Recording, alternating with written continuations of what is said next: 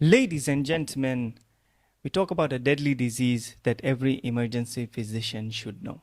And this is not just for emergency physicians, but any doctor who is working at the hospital should know how to recognize an acute coronary syndrome. Now, let's start with the first type, which is called STEMI. STEMI means ST elevation myocardial infarction. And this is identified on the ECG only. So if you forget everything about the lecture, just remember STEMI is identified on ECG only.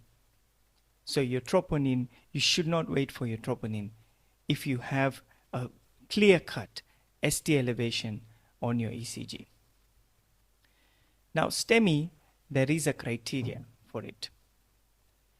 Now the AHA recommends that all the other leads except for V2 and V3, the ST elevation should be more than 1 millimeter, and it should be in 2 adjacent leads. However, there are studies which have been shown that the anterior lead, which is V1, V2, V3, V4, they might have isolated ST elevations, and that also could mean MI. So don't always follow the rules. Look at your clinical features and tally it with your ECG. Now, according to this, the men and the females are different. So you can see that the female, in terms of all ages, their ST elevation in V2, V3 should be more than 1.5. In all other leads, it's more than 1. For a male, it is divided into less than 40 and more than 40. Now, if you're less than 40, we are more muscular, right? Therefore, the ST elevation in V2, V3 should be more than 2.5, while the ST elevation in an elderly male, more than 40 years old, should be more than 2. Now, this is a rule, and it has been backed up by research by American Heart Association. But I'm telling you, if your gut tells you that even with 1 millimeter of ST elevation in V2, V3, you should still consider MI as your top-notch differential. Now, the STEMI ECG criteria involves leads, right? So each lead predicts which blood vessel is being affected and which part of the heart is being affected. For example, if you look at this image, a patient who has ST elevation in lead 1, AVL, V5 and V6, these guys have lateral wall infraction. So a person who has ST elevation in 2, 3 AVF, this person has inferior wall MI. A patient who has ST elevation V1 and V2 is septal, V3, V4 is anterior. So what you need to understand from this is that it will tell you, ECG will tell you which is the culprit vessel, and ECG will tell you where is the MI. So for example, lateral wall, if it's affected, then you know that it's the lateral circumferential artery or diagonal artery. If inferior, then you know it's the right coronary artery, or it could be even the left circumflex artery.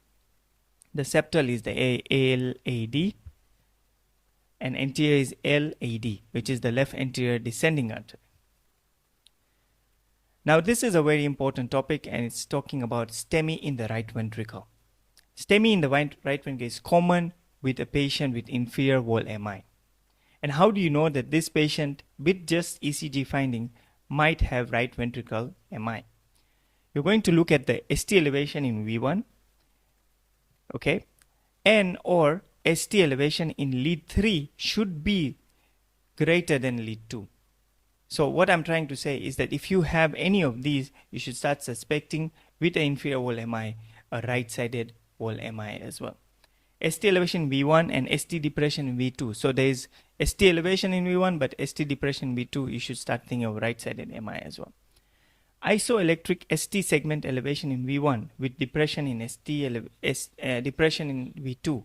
Again, like I said, this is a sign of right-sided ventricular MI.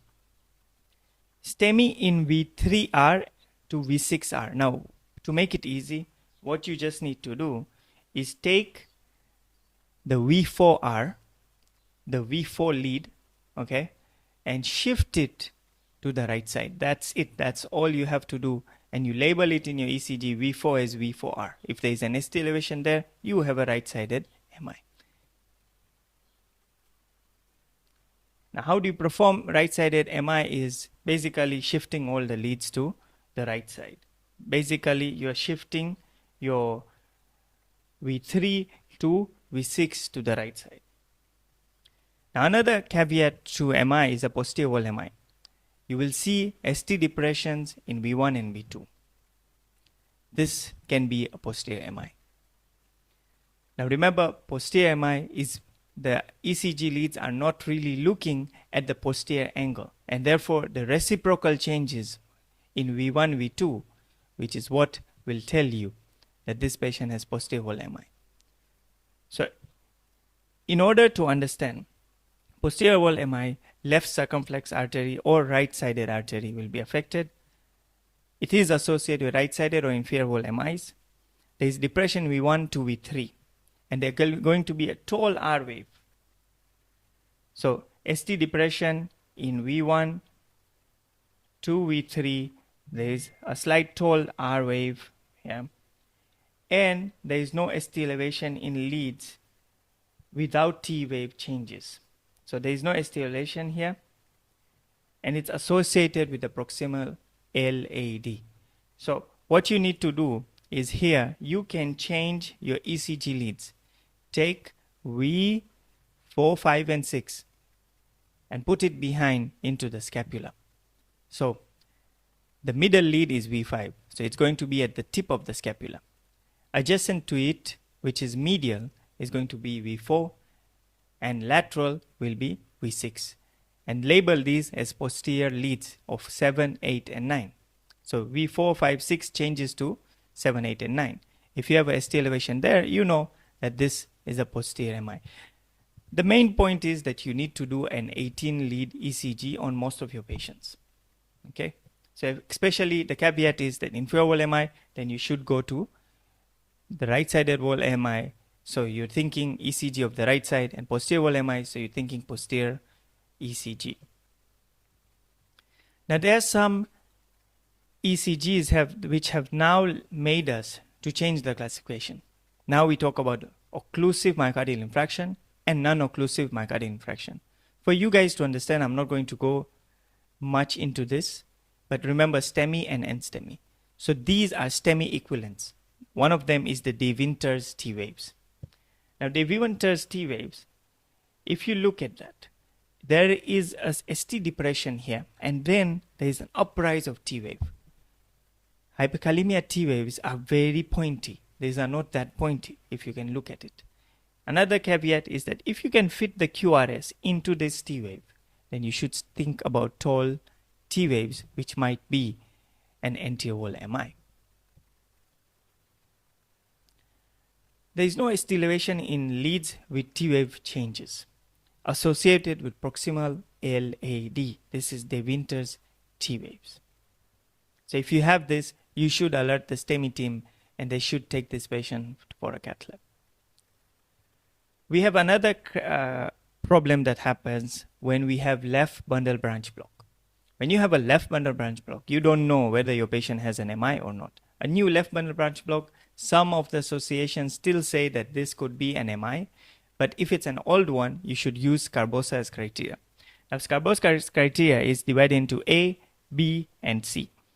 A means that any of the leads, if you have a concordant, meaning that the same side QRS is up and you have an ST elevation which is going up, that is a concordant. This means in any of the leads, if you see this, this could be a chance that you might be having MI. So you have 1 point for that, okay? It's actually a point-based system, and here are the points, as you can see. So if you have any of these falling, A, B, or C, you have a risk of an MI, and you might have to call the cardiologist to tell them that maybe this patient has a ischemia going on, and you might have to take them for a cath lab. Now, STEMI treatment is not that different. It's very simple. The patient arrives, you're doing a bedside ECG. Connect the patient to the monitor, right?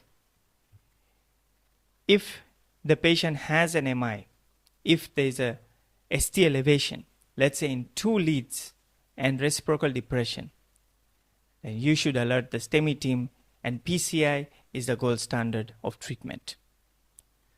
So you have within 90 minutes to send this patient to the cath lab if they come to your hospital which has a cath lab.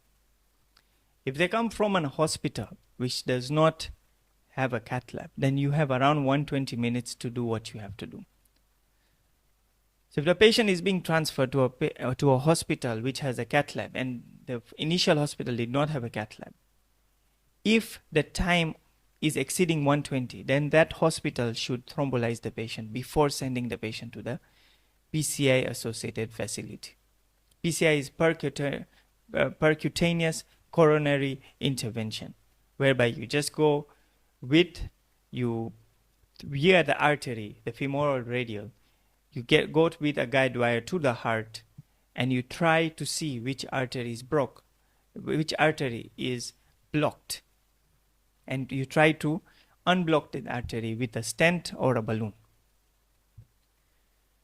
Now, other emergent PCI indications are that if a patient has a STEMI and is in cardiogenic shock already, if a patient is contraindicated to thrombolysis or failed thrombolytics, then you need to go for PCI. A failed thrombolytics is basically ST elevation does not decrease by 10%, your pain is not going away, you can clearly see other rhythms developing like ventricular tachycardia on this patient after the thrombolytics, and not the reperfusion rhythm that usually shows up. I'm talking about ventricular tachycardias that can show up. Now, in terms of thrombolytics, we have our TPAs or tenecteplase, tissue plasminogen activator, or the more modified versions which are now available like tenecteplase. When PCI is not available within 120 minutes, you should think about thrombolytics if there are no contraindications. Now, the absolute contraindications which you need to remember is ask the patients. Have a checklist for the patient if they are sound and they can listen to you and they can talk to you, and show them that what is it that you might have which we cannot give you a thrombolytic.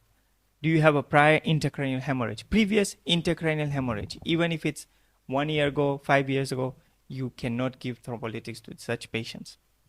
If the patient is ischemic stroke less than 3 months, accept CVA within 4.5 hours. So this means that you can give thrombolytics to a patient who has a CVA less than 4.5 hours. So this is basically saying that you have an MI and myocardial infarction. You have a myocardial infarction and a CVA together. This is when you start thinking about a thrombolytic as well.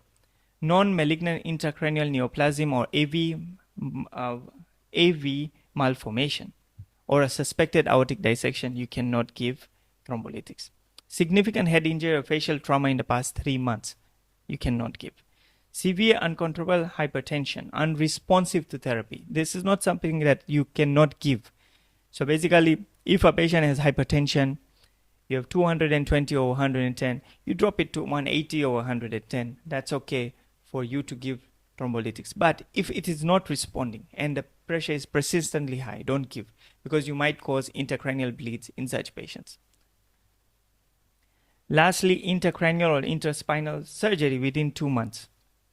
Active bleeding or bleeding diathesis. This is excluding the menses, but any place other than that, if you're bleeding excessively, maybe you're bleeding from the groin, you had or you had trauma while you had MI, you might not be able to give this patient thrombolytics. Now we talk about STEMI complications. STEMI complications, the first one is myocardial rupture, and thus fluid goes around the heart and you get a cardiac tamponade,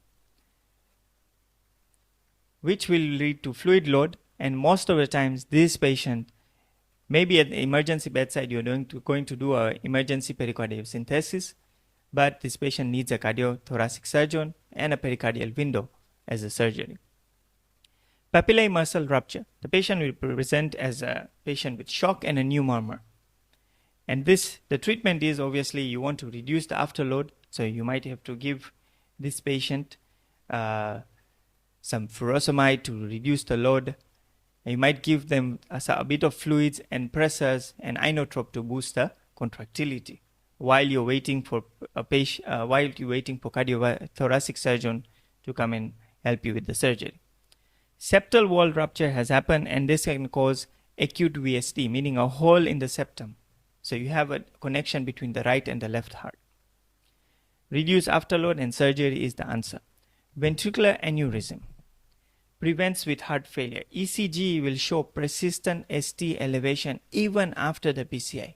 This can be noted as ventricular aneurysm.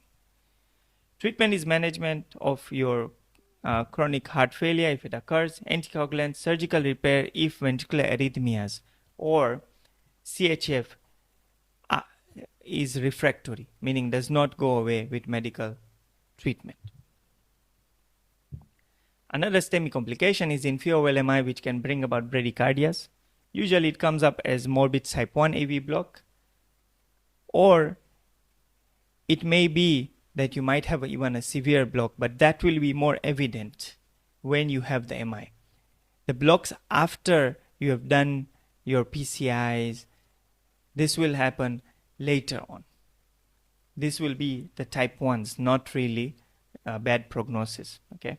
And tends to be narrow complex, while the ones which occur during an inferior wall MI will be wide complex, and they will be mostly second degrees or third degree blocks. Anterior septal MI.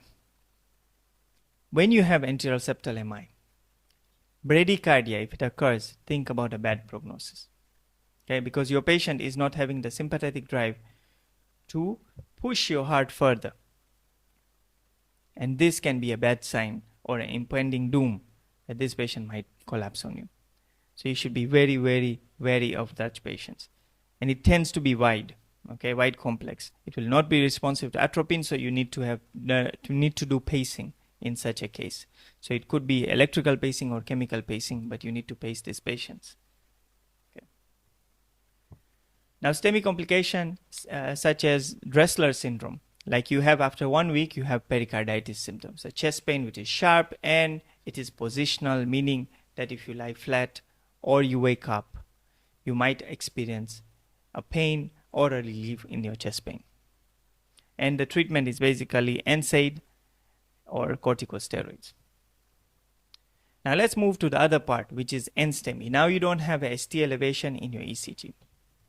One more thing before I forget, in STEMI, if you have two adjacent leads with ST elevation, how do you know which lead will have ST depression?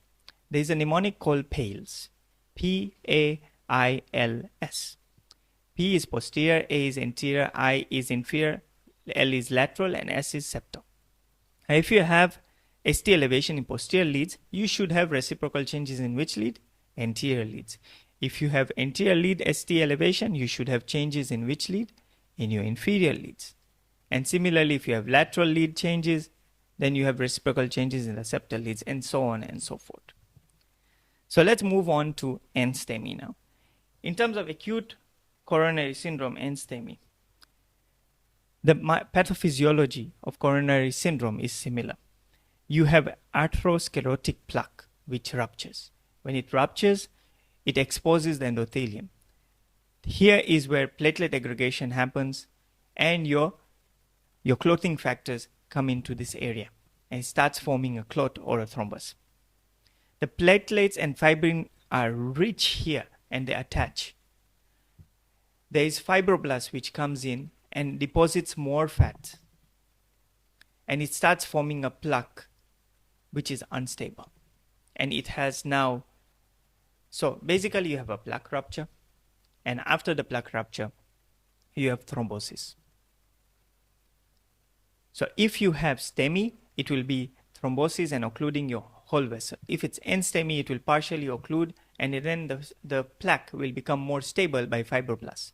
So it becomes a stenotic plaque rather than, so the core will be more stable in NSTEMI patients than in STEMI patients. And therefore, one of the reasons why we cannot give thrombolysis in an NSTEMI patient is because their plaque is so stable with the fibroblasts that thrombolysis will not work. Thrombolysis works when you have excess amount of fibrins which you need to dissolve. Now, the spectrum of acute coronary syndrome, as you know, is angina and unstable angina. So you might have negative tropes and no cell death in angina and unstable angina. But in STEMI and NSTEMI, you have troponin which will be positive. In STEMI, it depends on the number of hours. So if your patient presents with less than 1 hour and you have a high sensitive troponin, your troponin might be positive. But if you present with a STEMI and your lab has a low sensitive troponin, then it will take 3 hours for that troponin to rise. So if you have an ECG in 1 hour and troponin in 3 hours, you will rely on the ECG, which happened on 1 hour. That's why it's ECG diagnosis. STEMI is an ECG diagnosis. Causes and risk factor, we all know what are the causes. Plaque rupture is most of the case, which causes acute coronary syndrome. Inflammation like SLE, rheumatoid arthritis, vasospasm, clotting disorder, dissections, drugs like cocaine, which causes spasms and clotting. And other risk factors are advanced age, smoking, hypertension, diabetes, hyperlipidemia, and family history, which I believe most of you have. Now, in terms of chest pain, it's a classic chest pain. We all know that chest pain may be exertional, may radiate, and shortness of breath, diaphoresis as nausea. Now, diaphoresis is one sign that you need to not miss, because most of our EDs are AC, right? And a patient comes in and still sweating after your AC is on full on.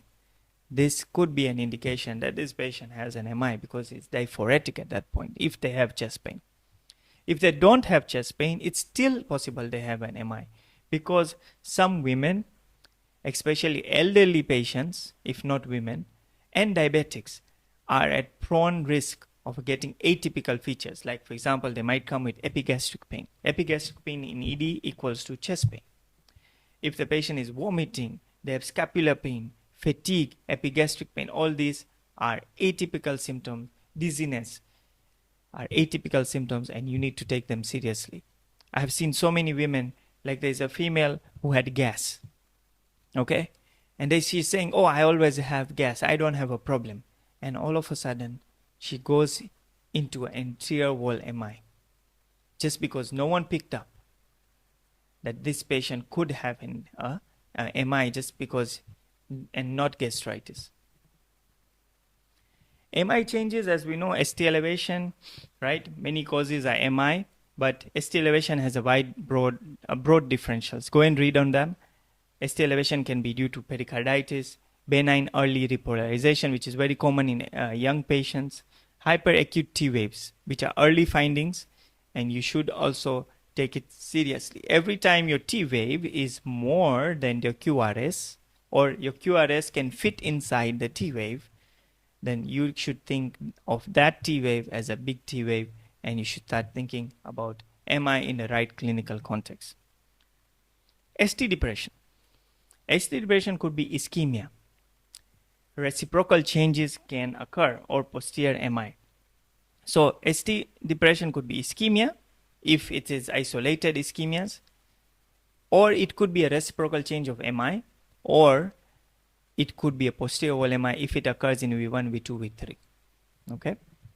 Q waves are very late findings. And how do you know if a Q wave is pathological? The Q wave that one square wide, and 1/3 of the height of QRS. So in terms of length, it should be more than 1/3 of the QRS, and in terms of width, it should be 1 square. 1 square. So this is how a Q wave looks like if it's pathological. And it could be normal or non-specific in 2 to 3% of acute MI. So don't really rely on Q waves. ST elevation and T waves are much of your findings in acute setups. Now, MI changes on ECG and laboratory diagnostics now. Troponin I rises 3 to 6 hours after symptom onset, and it peaks at 12 to 24 hours. And it normalizes in 7 or 10 days. High sensitive troponin rises within 1 hour. And if you have a high sensitive troponin, you can do troponin and differentiate between the ECG and the findings of troponin. But I would repeat the ECG if I'm not sure. I would not always rely on the troponin. And I would repeat the troponin if I'm not sure. So serial troponin, serial ECG is that's how you'll catch your MI. Now, relies on time delta follow-up tests. High sensitive troponin is not diagnostic of acute coronary syndrome. Other causes can also increase the troponin. For example, renal insufficiency, or maybe a patient came in with septic shock or sepsis, or if the CHS is poorly controlled, hypertension, for example.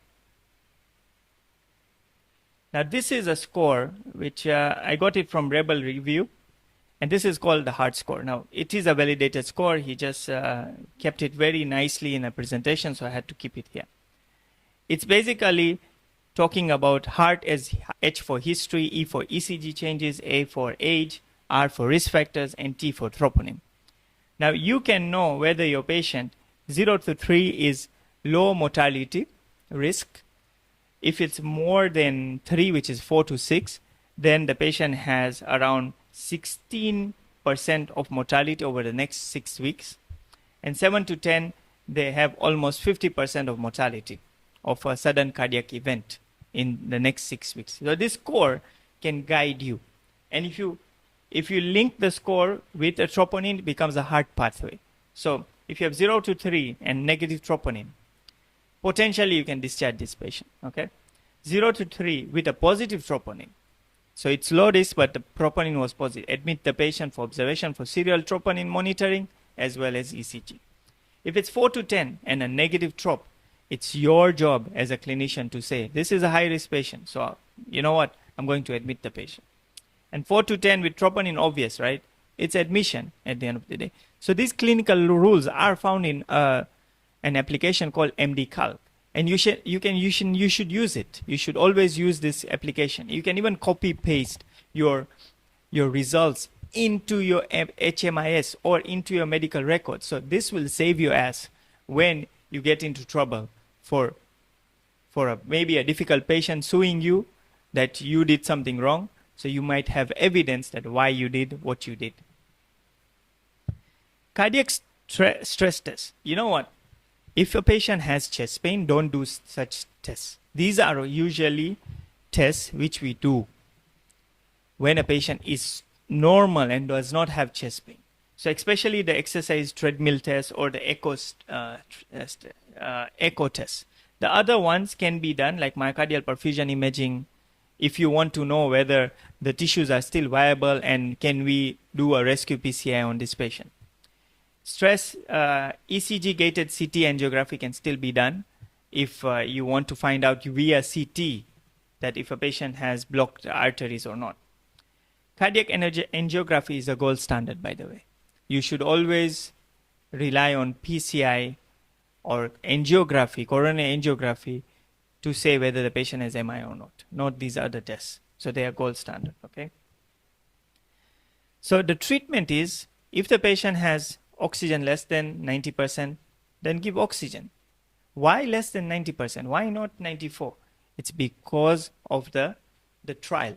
This trial talked about how excessive amount of oxygen can cause oxygen-free radicals to develop and therefore more injury to the already damaged myocardium. Nitroglycerin, there is no proven mortality benefit, but it decreases the chest pain. So if you don't have any contraindications, the contraindications include PDA, which is those sildenafils and Viagras and tadalafils. If the person has taken one over the last 24 hours, you should not give nitro because you will potentiate the effect of both the drugs, which is vasodilation and hypotension, and you don't want hypotension in a patient with an MI. Antiplatelet. Why do we give antiplatelet? Now, many people give antiplatelet, but they will give 75 milligrams. No, you give a loading dose of 300 milligrams because you want the higher effect of aspirin. The higher effect of it is continuous platelet. Like it prevents the platelet from aggregating continuously, and that is what you want in your patient. Clopidogrel, the same way, you're giving 600 milligrams. If you're in Tanzania, it's 600 milligrams. Aspirin is 300 milligrams, and atorvastatin is 80 milligrams. Atorvastatin is because it has anti-inflammatory properties as well as anti-lipid. It also acts as anti-lipid as well as antioxidation. So it prevents fat deposits there and also further inflammation. Now, unfractionated or low molecular weight heparin for NSTEMI and STEMI. Now, if you have given a patient thrombolytics, you should wait 24 hours ideally to give anticoagulants. Okay. If it's a PCI patient, then obviously they've given heparin. They will continue to give heparin so as to prevent any blockage of the vessels, as well as allow the blood to be thin so that there is no thrombus formation. So thrombolytics are given obviously when you don't have a PCI suit. So anything more than 120 minutes, think about a thrombolytic. If you are not going to a PCI, for example, if you're in Morogoro and you know there is no PCI, then you should give thrombolytics to such patients. Because by the time you reach Dar es Salaam, which has PCI, it might be too late. Unstable angina. This is the last part. So basically, if you have angina, which is chest pain, plus any of the following, like pain at rest or during sleep or with minimum exertion, it's new onset, or it can be increasing in frequency, severity, or duration. The history and negative biomarkers. ECG may show ST segment changes or a T-wave inversion. Dual anti-therapy, this is where you give those small doses, like 75 milligrams, and maybe clopidogrel 75 milligrams. And you might have to admit the patient just for 24 hours. Look at the serial troponins, look at the serial ECGs, and if they're not changing, then you might know that this is unstable angina. You might give them nitroglycerin for the next time they have a pain, but you have to tell them that, hey, if you have chest pain, you should go to the ER, regardless. NSTEMI. Now, NSTEMI we talk about is the partial or temporary blockage of the coronary artery, yeah, and no ST segment elevation, but you have or any cath lab criteria, meaning you don't go to the PCI in such patients. Positive biomarkers. ECG is ST segment depression, and most common finding is T-wave inversion, which can be plus or minus. There might not be any changes and troponin is positive, so you start taking it as a NSTEMI. Dual anti-platelet therapy and low molecular weight heparin, you can start it on this patient and admit the patient for 24 to 48 hours. Now, Wellens syndrome, this actually happened to one of my relatives. So the key point here is the pain. The pain, whenever there is pain, the ECG resolves, meaning this sign goes away when the patient is having chest pain. So what happens is that you have this kind of, there is type A, as you can see on this side, and there is type B. There is a T-wave inversion, okay, biphasic T-wave, a biphasic T-wave, which are different types, type B and type A. If you have this, when the patient is not having chest pain, you should start thinking about Wellens syndrome, and this patient might require urgent cath, because this is linked to a proximal or anterior wall MI. So it has a high risk of going into anterior wall MI. So you should do something before the patient goes into anterior wall MI.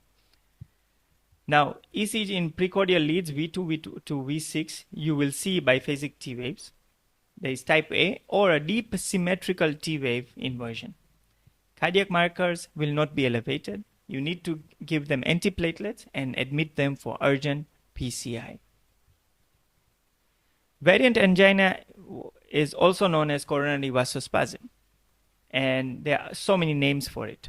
However, it basically means that during stress, either when you're smoking or having cocaine or amphetamines, your coronary vessels spasms. And when they spasms, you start getting chest pain. There is usually not really a big deal about this. The chest pain is usually at night or at rest and may be chronic, sporadic, or intermittent. The treatment, there might be ECG changes, and the treatment is basically calcium channel blockers or nitroglycerin for such patients. Now, usually it depends on what caused the coronary spasm. If it's stress or maybe emotion, then you might give nitroglycerin or calcium channel block. But if it's cocaine induced, then you might have to give benzoids if it's an acute setting. If it's chronically in a patient with cocaine use, first ask them to stop the cocaine, obviously, and then give them medications like benzos and phentolamine, okay, which may help in such patients. So that's the end of my talk, and I hope you like this YouTube video series that I'm going to take out. So I'm going to talk about more of emergencies which are very common in Tanzania, and I will try to perfect my videos as we go, but I hope you share, subscribe, and comment on the videos so that I can know what you really want to know from me.